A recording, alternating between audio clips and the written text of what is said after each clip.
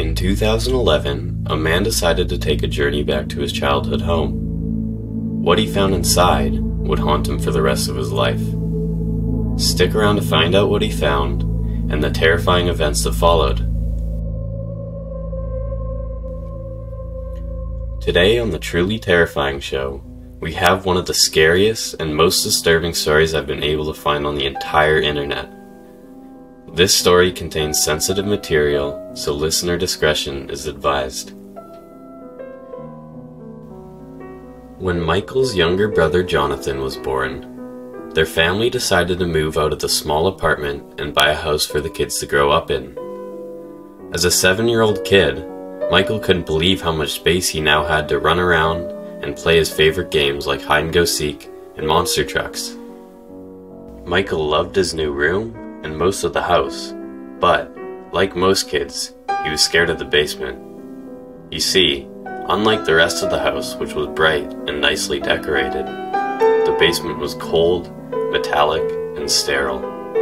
The ceiling was covered in pipes, and the cement floor was cracked. The first time Michael went down there, he recalls that the stairs were surrounded by drywall, which clashed with the rest of the basement and made it stand out. It made the entire area look as if it didn't belong. One particular section of the wall had a splotchy brown discoloration to it, making it stand out like a sore thumb. And for some reason, if you knocked on that section, a hollow sound would echo across the empty air of the basement. After a couple of weeks, the family had begun to settle into their new home. This was when Michael first heard it. He had always had trouble sleeping and would frequently wake up throughout the night. During a particularly difficult night, Michael decided to walk down to the kitchen for a snack. On his way down the stairs, he noticed a faint noise. Initially, it sounded like the tick of a clock, but as he got closer to the kitchen, it became deeper and more hollow. It reminded Michael of the sound that the drywall made in the basement. He tried to pinpoint where the sound was coming from, but when he noticed it was coming from the basement door, he ran straight back up to his bed and buried himself in his blankets. The following morning, Michael told his parents about the noise, but they were more concerned about him being out of bed in the night. They promised him that it was just a rodent somewhere in the walls, but if he should hear it again, he should tell them right away so that they can get rid of it. Throughout the days that followed, Michael would lay in bed straining his ears during the night trying to hear the sound again, but there was nothing. A week after he first heard it, Michael was walking back from the bathroom late in the night when he heard the faint knocking sound. It was coming deep from within the house. Remembering what his parents had told him, Michael decided to try and find where the sound was coming from. He followed it down the stairs, through the living room, and past the kitchen until he came to the hallway which led to the basement. Michael's heart pounded as he slowly made his way towards the door. The sound got louder as he got closer. He reached for the doorknob and gently pulled the door open, which sent a loud creak echoing down the staircase. Suddenly, the knocking stopped. Michael waited in the silence.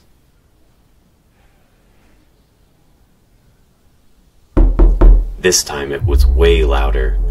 He sprinted up the stairs to his parents' room frantically.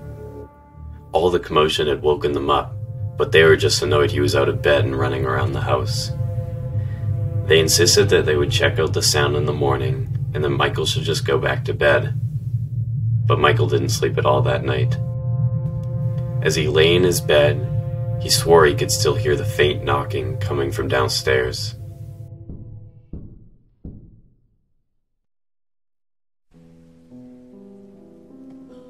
As soon as his parents woke up in the morning, Michael brought them downstairs to investigate the noise, only to realize that the basement door had been closed, even though he was sure he had left it open.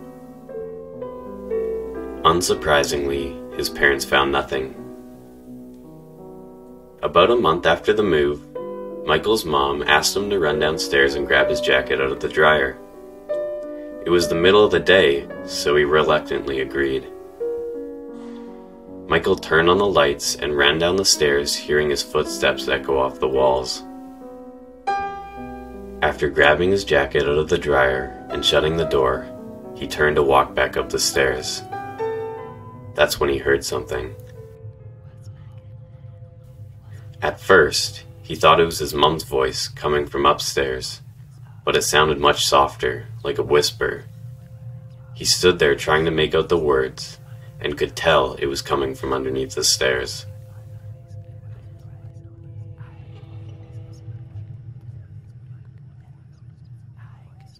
The whispering only lasted for a few seconds, so Michael cautiously made his way back towards the steps, and the second his foot hit the first stair, there was a loud bang, which shook them, almost knocking him to the ground.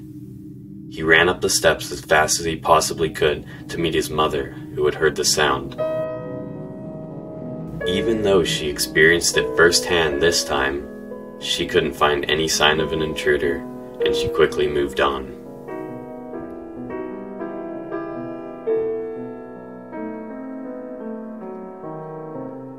The next couple months were seemingly normal, with the whole family silently avoiding the basement.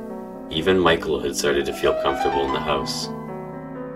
He recalls carrying his brother Jonathan around the living room and making airplane noises as he giggled away.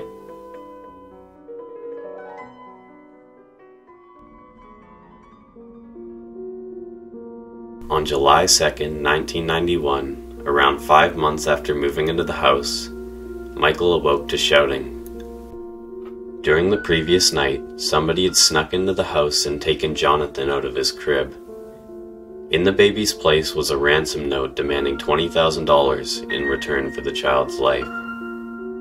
Additionally, the note indicated that should the police be called, Jonathan would be killed.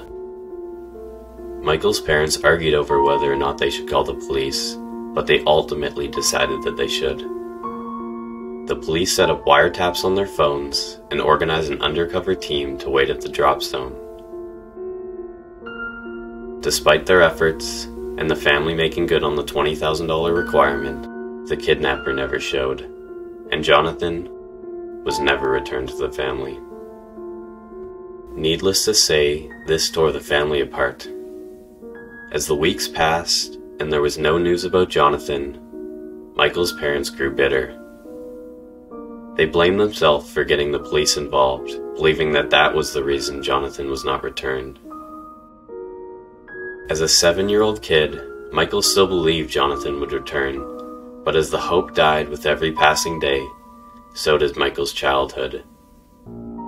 The grief was just too much to share between the parents, which led to a divorce, and they moved back into an apartment.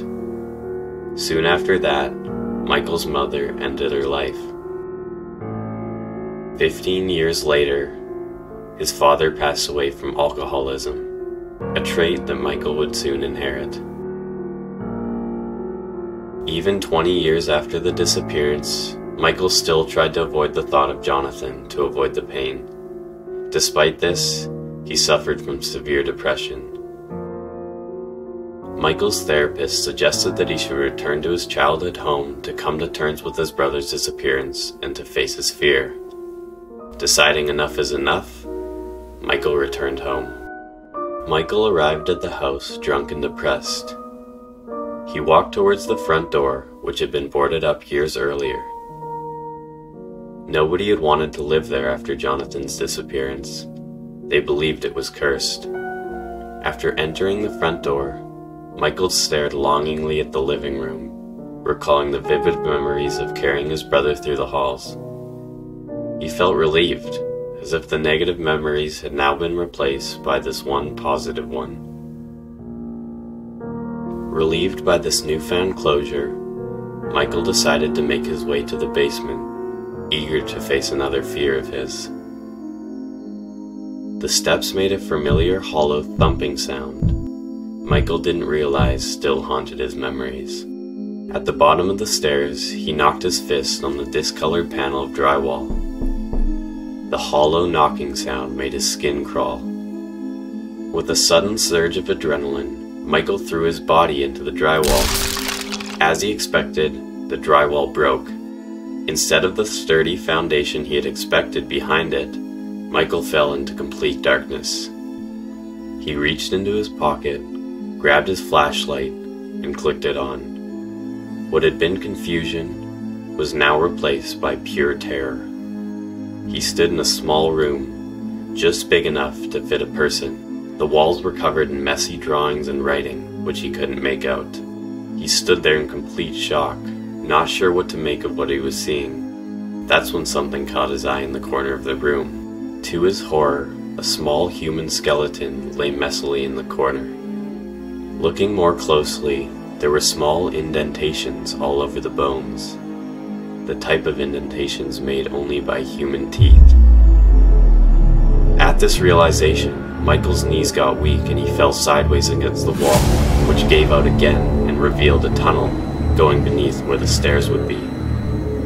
Wanting to distance himself from the bones, he crawled further into the tunnel, trying to get away. He shuffled further and further back, tears streaming down his face. He couldn't believe what he had just seen. Footsteps above his head. They were coming down the stairs. Michael crawled further back into the tunnel as he heard them enter the crawl space. They were coming after him. He shuffled further and further in, trying to distance himself, but they were getting closer and closer. Suddenly, his back hit a wall. He was trapped. He didn't know what to do. He could hear them getting closer and closer, coming down the hallway, whispering. He kept pushing, and he could slowly feel it giving way, but they were getting closer and closer. They were almost at his feet. Then, it budged. He fell backwards out, realizing that he had been behind the dryer.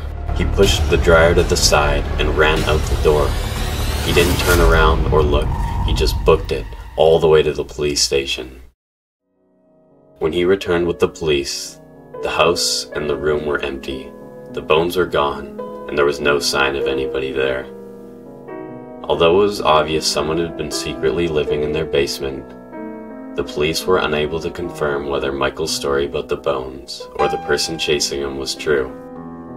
Michael swears by what he saw, but he says that although what happened scared him, nothing scares him more than knowing that whoever was living down in his basement was still out there somewhere.